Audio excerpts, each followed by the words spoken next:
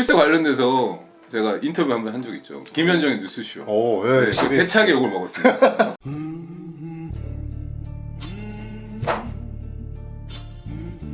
보통 많이들 오해하시더라고요. 보유세. 그래서 보유세 간단하게 한번 설명 좀 해주세요. 네. 이게 왜 논란이 됐냐면은 정부가 동물보호법에 따라서 5년에 한 번씩 동물복지 계획을 발표를 맞아요. 해야 5주년 되는데 계획을 하죠. 근데 배경 설명이 하나도 없이 첫 번째 계획에 딱 이렇게 담긴 거예요. 2022년부터 반려동물 보유세 또는 부담금, 동물복지 기금 도입을 검토하겠다.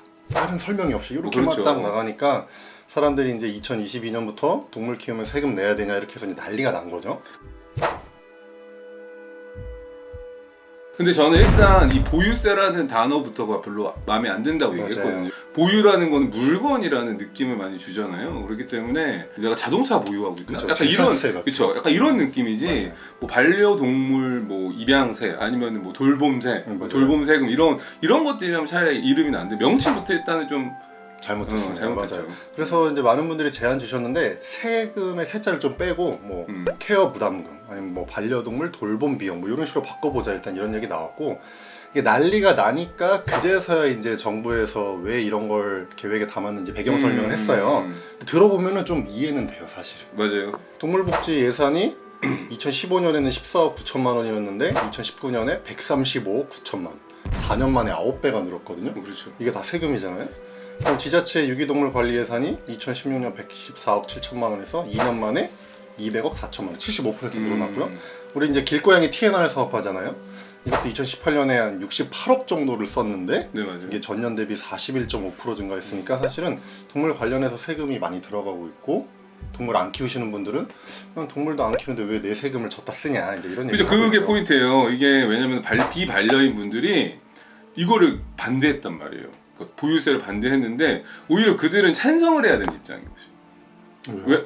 왜냐면은 네. 내가 그냥 내는 세금을 반려인들을 위해서 쓰여졌던 거잖아요. 그쵸. 근데 그걸 이제 반려인들한테 걷겠다라는 얘기거든. 세금 이제 예산이 많이 그쵸, 늘어나니까. 그쵸. 그러니까 내가 내 세금을 다른 데 쓸 수도 있고 굳이 반려인들을 위해서 쓰지 않아도 되는 건데 여태까지 써왔던 거고. 그쵸. 그러니까 반려인들에게 걷는다라는 건데 이제 비반려인들이 오히려 네. 보유세를 반대한다라는 게 몰라서 그런 맞아요. 거예요. 키우시는 분들도 반대를 하셨는데 왜 반대하셨냐면은 이게 대부분 유기동물 그쵸. 관련되는데 돈 유기동물. 쓰겠다는데 나는 동물 안 버리는데 왜 이제 이러냐 이런 거죠. 아니야 그것보다는 네. 제가 많이 들었던 얘기가 네. 세금을 여기서 걷게 되면은 많이 버린다라는 거예요. 유기동물이 늘어날 거다라는 생각인데 그래서 그 비용을 안내를 안 한 거죠 제대로. 그러니까 맞아요. 보유세가 정해지지 않은 상황에서 네. 이 세금을 걷겠다라고 하니까 이 세금을 뭐 우리가 몇십만 원씩 몇백만 원씩 내야 되는 건가? 근데 이거 아니거든요. 맞아요. 걷는 방법이 여러 가지가 있는데 해외 사례를 좀 보면은 제일 대표적인 게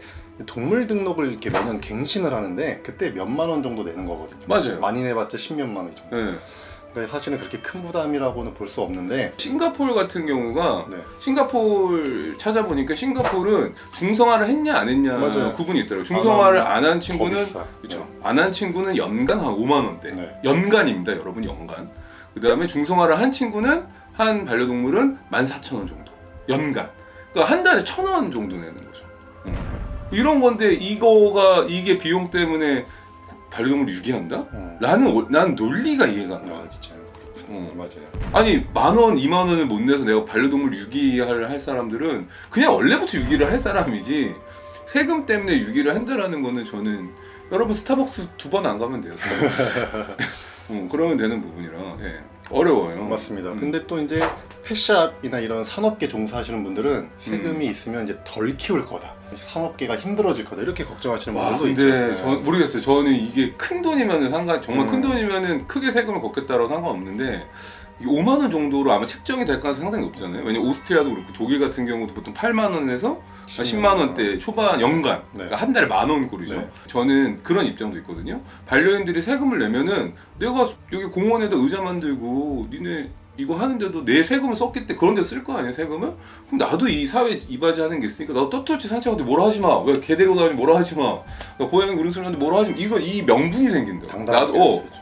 오히려 맞습니다. 세금을 내므로써 반려인으로서. 근데 오히려 안 내고 비반려인들의 세금을 가지고 혜택을 받고 있다라고 하면 눈치를 보는 상황이 생기는 거지.